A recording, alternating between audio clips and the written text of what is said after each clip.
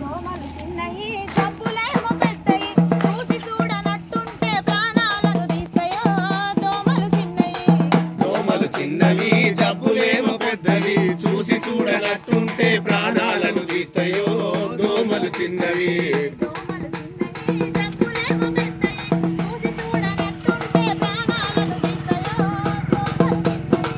దోమలు చిన్నవి జబ్బులేమో పెద్దవి చూసి చూడనట్టుంటే ప్రాణాలను